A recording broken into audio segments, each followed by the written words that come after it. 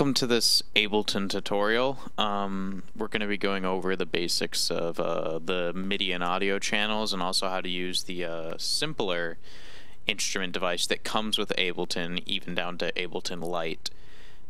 So yeah, I'm Ninja Otter. Let's get started. So you got two different types of tracks in Ableton. You have MIDI tracks and audio tracks. And this is one view that you can look at tracks with. There's also session view. No, wait, this is arrangement view. This is session view. You can switch between them up here. One of them is a timeline-based view that lets you set up a composition and arrange clips so that they play in a specific order. And then session view lets you play specific clips that will loop. You can play others underneath them, and it's just kind of this cool thing for doing live compositions. So audio tracks, except that they're just audio. So for example, I have my mic coming in from my exterior audio interface, and it's coming into this channel. And when you have a channel or a track selected, this bottom view here can be two different things. It can be a clip view, or it can be the device view. So on this audio track, I have audio coming in from my mic, then from left to right it's going through this equalizer and into my isotope nectar plugin.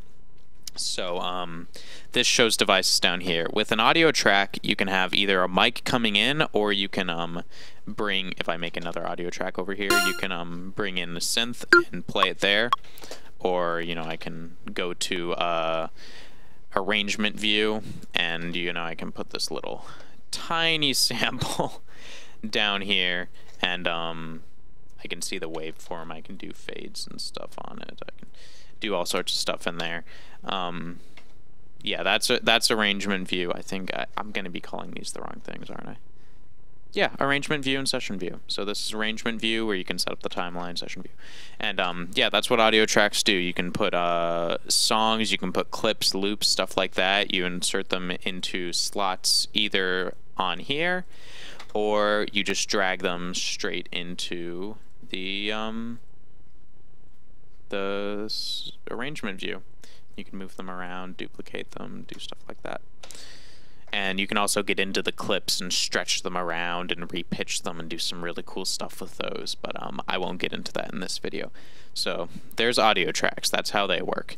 They depend on an audio file, just a straight audio file. You can modify the audio file, but that just goes straight into this effect chain, and then after that goes to the master channel. So this is your final channel before it comes out to your speakers. And you can change here where you want the channel to go to. Instead of the master channel, you can have it go to any other channel. So there's a lot of flexibility in Ableton. But default, an audio channel will just afterwards, after the effects and stuff at the end here, go to the master channel. Now, a MIDI channel works differently. It's based on, MIDI information. The friend I'm making this video for, I assume you understand MIDI information, like from Fruity Loops and stuff. So I'm pressing keys on my keyboard. No sounds are playing, but it has a little display here that's showing the velocity of the notes that I'm playing, how hard I'm hitting them. So I can make two MIDI channels here. To make new channels, I'm doing keyboard shortcuts, but you can go up to Create and insert audio track, or insert MIDI track. There's also return tracks, which I don't have any return tracks on right now, and those are cool. Those are like send effects. You can have a reverb set up over there, and you can send different channels, different amounts to the same reverb. It's pretty cool. You'll want to know how to do that at some point, because it's great to set up universal effects that are used by a lot of different instruments. You can create cool, spaces for your sounds that are similar across all the instruments, that are all going into the same space effects, like reverbs and delays and stuff, instead of having to put a reverb on every channel. So when you have an effect or something, if you want to add new effects to it, audio effects, you might also have plugins that are audio effect plugins. Those are external. Those are VSTs that I've downloaded, that I've bought, that are in a folder on my computer. If you go into options preferences, you can specify where that folder is, and then it will scan and find all your VSTs, and you can open them up and do stuff with them, and that's all really cool. But the ones that come with Ableton are in the audio effects little panel here in your browser section. I think that's what it's called, browser section. So if I want to put a new effect on this, like reverb, for example, my voice is about to get very echoey. So there's my voice. I can change parameters in this. There's a lot of cool stuff you can do. Something that when you're learning Ableton you should have up, it should be up by default. I've collapsed it because I don't need to see it, but in the bottom left there's a little arrow. It'll pop open a an info view. So you see I have my mouse over it and it's telling me this is the info view, but if I put my mouse over different things, see, this is showing me this is the frequency display. It says up there, frequency display. And if I put my mouse over any, part of any of these devices, it'll tell me what that parameter does, which is really, really cool. But yeah, so I can put in different effects in the chain here. There's multiple ways you can put them in. You can either drag them over, or you can double click and it'll, whoa, that's disgusting. Let me turn that down. And if you double click, it'll put it at the end, but if you want to move them around, you can drag the title bar and put them in different places on the chain so that you have a different order of effects. There's also some cool stuff with audio effect racks you can do, but won't get into that right now, but they are really cool. So I'm going to collapse the info view for now so I have more space to look at. So back to MIDI tracks, I'm all over the place. They're just MIDI information, so there's nothing for this information to go to generate a sound. So I need to have an instrument or a device that generates a sound based on this MIDI information from my keyboard, or if you make a clip and you draw on some notes and stuff, that's also MIDI information. There's your velocity at the bottom for the notes. You can move it up and down it'll change the color so you can see what the velocity of notes are along your clip. Oh, I should also mention that the bottom view here can be two different views. You've got clip view and you've got device view. So clip view will show the MIDI or audio clip that you have selected. So I have this MIDI clip up here selected, and so I can see it in clip view. But down here you've got these two tabs. You can look at your clip, or you can look at the devices on the selected track. So if I bring in an instrument, let's I'll go into simpler and just find a preset. Maybe piano, grand piano, simplest piano. Okay, so there's a simpler preset on my MIDI track. So now if I play notes on my keyboard,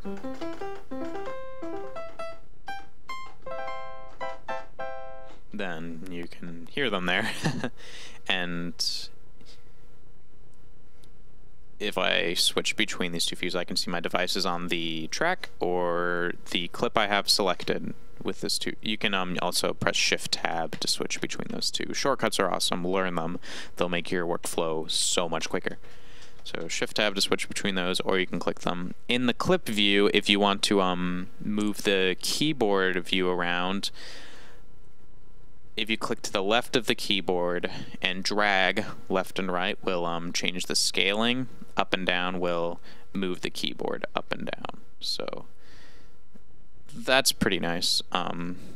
There's some other things you can do in here, like fold, which will make it so you can only see keys that have notes on them. But normally that's a good idea to leave off unless you have like a percussion instrument or something and you only want to see those keys that have the percussion notes on them instead of the whole keyboard. So yeah, there's that. And that's how MIDI tracks work. They need an instrument or a device that will generate a sound and spit it out. And you see when I put this on here, it switched to an Audiometer View, so that's showing me the peak levels of the sound instead of just the MIDI information. And I should also say that if you actually want MIDI information to come into the track, like if you have a keyboard or something, you'll need to arm the track down here. So I'm putting MIDI information to this one because this track is armed. It's not going into the piano track, so I have to select the other track. You might have to unarm tracks. I think Ableton is by default set up so that when you arm a different track, it'll automatically unarm other tracks. Unless you hold down Shift. If you hold down Shift and arm another track, or Control, okay, never mind. You hold down Control or Command on Mac and click another track, then it will select that track too. So now I'm sending the MIDI information from my keyboard into both tracks. But we'll unarm that one since we don't need to see that one now.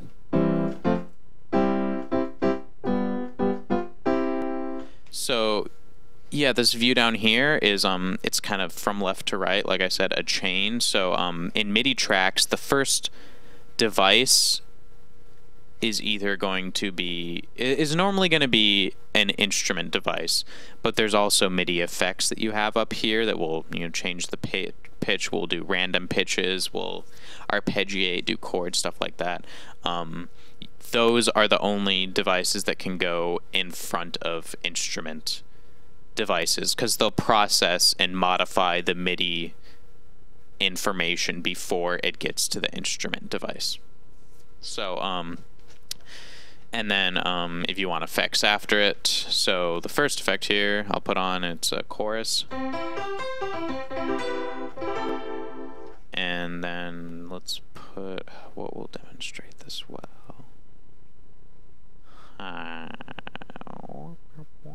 Maybe a reverb. So I can switch the order of them by dragging the chorus to the other side. It gets a different sort of sound. So you can organize things and put them in. You can put your effect chain in an order that, you know, creates a certain type of sound.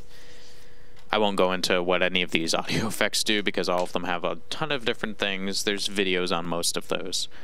This is just supposed to be kind of a basics here. And also the simpler. Let's get to that now. So I'm going to delete that one. I could have also right-click the title bar, go to delete. I'm using shortcuts because I've learned all of them and I really like to use shortcuts to make things move a lot quicker. So you have your presets under here, but if you just click and drag the simpler device up here, then it'll create a new default version of that. So starting out, nothing happens. So I'm playing notes. You can see the little MIDI channel indicator up there is going off. You can see that, yeah, over on the left there, it's putting MIDI information into this instrument device, this simpler device, but nothing's happening. It doesn't have a sample. It doesn't have anything to play or to it doesn't have a source audio clip. So what we need to do is drop a sample in here. So if you have a folder on your computer of samples that you want to use, down here in places, all of these things in categories are things installed in the Ableton library specifically. So you got your sounds, drums, instruments, audio effects, MIDI effects, Max for Live if you have Suite, plugins, your VSTs, clips, which I'm not entirely sure what clips do, but samples, but only samples that are installed in the Ableton library. So you may have samples in some folder on your computer that you can access from any program like Fruity Loops or Pro Tools or Cubase or Ableton. So if you have that folder somewhere and you can add it to this places list down here. So if you go to add folder, you navigate for that folder, press OK, and then it'll pop up down here. Ableton will scan through and index it so you can open it up quickly and get to everything without it having to load all of the names and stuff. So that's something that was added. I think that might even have been as recent as Ableton Live 9, because before, if you had a bunch of samples in a folder, you would open it up and it would take, you know, it would take a while to load any large folder of samples. So now Ableton indexes them so it can pull them up automatically, so it doesn't need to search through every single time. There's a process that runs in the background. Whatever, that doesn't matter. So simpler.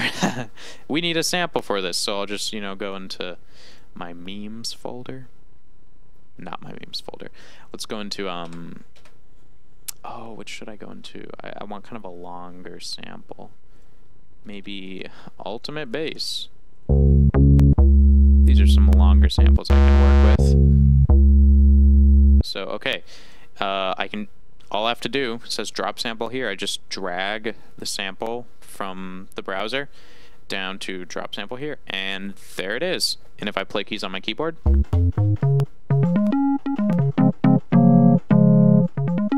then there it is. It's as easy as that. So,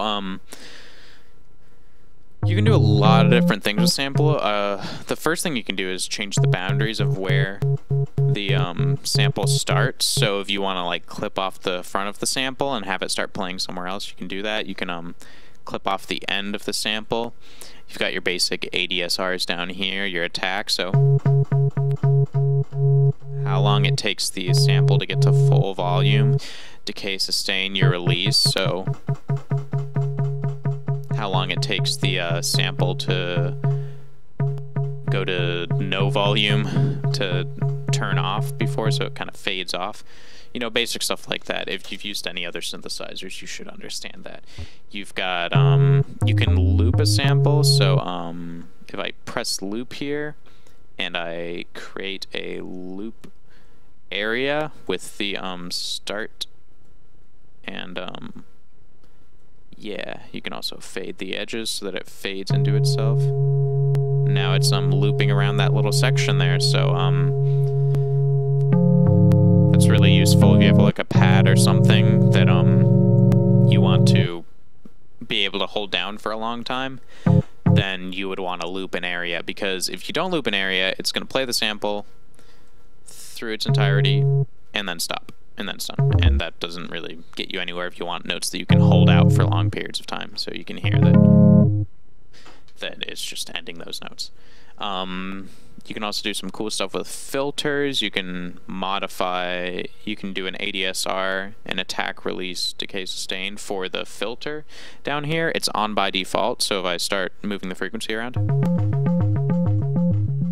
it's filtering it off. If I turn up the resonance, you can change the type of filter it is down here. So this is an LP low pass filter, so it's letting the low frequencies through, but it's cutting off the high frequencies, which is why that sound gets duller like that.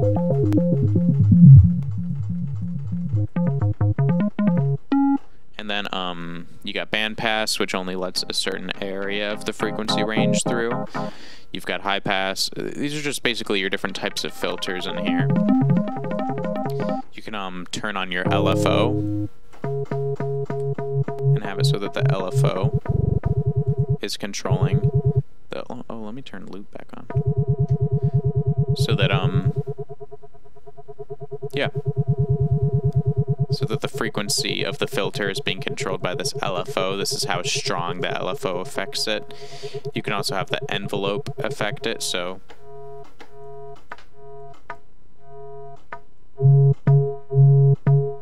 the attack is going up and then it's going away. That's really weird.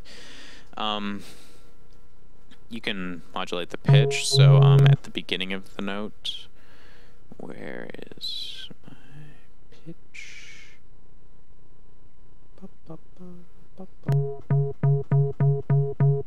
That's not actually affecting anything right now. Oh, envelope.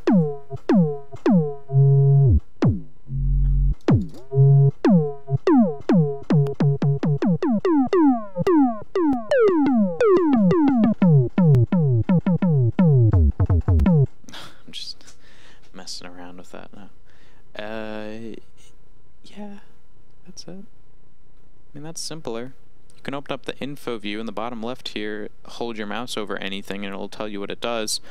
Also, if you start to get into the technical side of it and you're wondering, like, technically what are these things doing?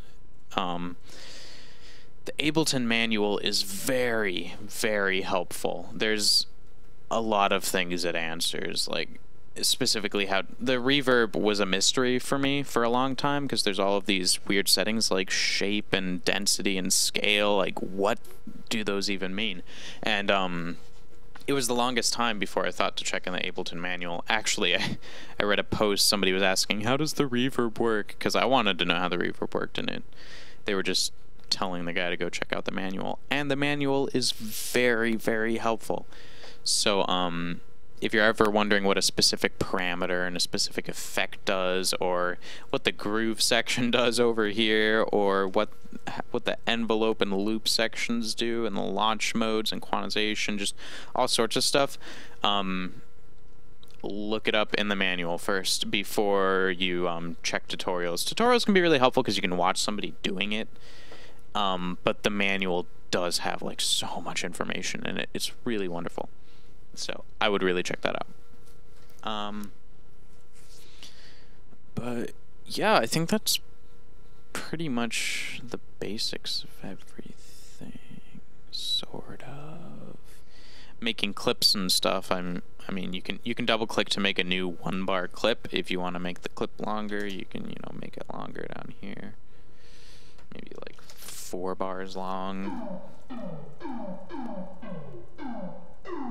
Oh my god. I've made something amazing.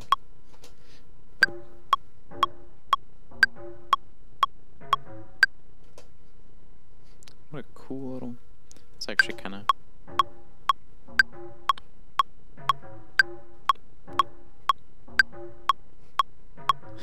Whatever. Oh, so, yeah, I could, take an instrument. I could take this simpler device. I could put it in this MIDI track.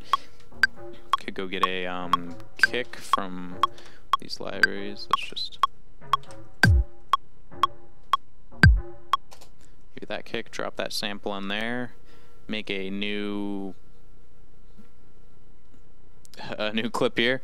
I think it starts on C3, so put one of these every beat. Now I play this clip.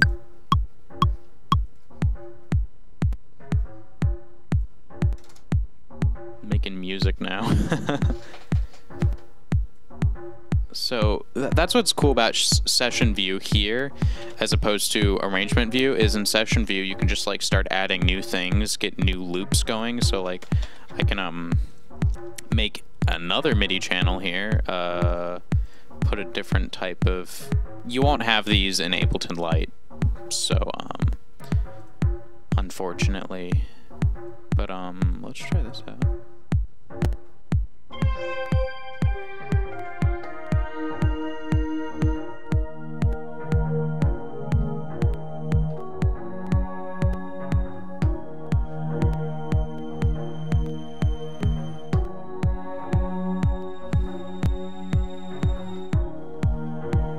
So yeah,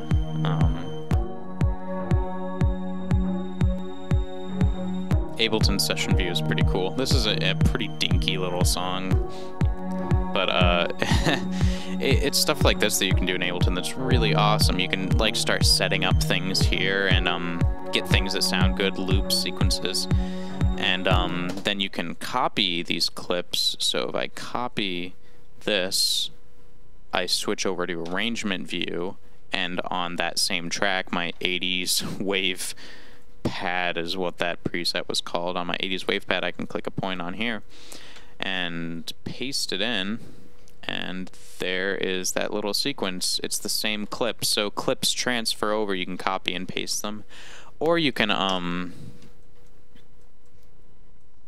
if you have clips playing in this mode, you click record. So it's recording right now. Now if I start playing a clip,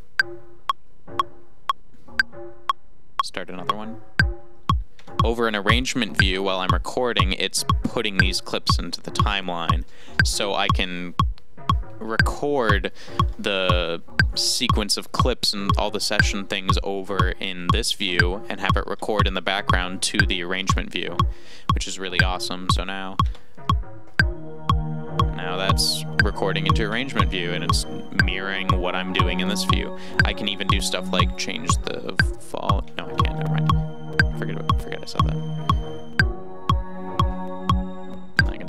recording, I can go into this view and change things. So maybe I want to like cut this part out here. I can highlight it, press delete. I can stretch the ends of these, and since in the clip they're set to loop, as you can see right there, loop is highlighted yellow, and the length of the loop is set down there where the loop starts, all that stuff. When I drag it out, it'll extend that loop region just as far as I want it to. So that's really nice. So I can pull these out here like that. And yeah.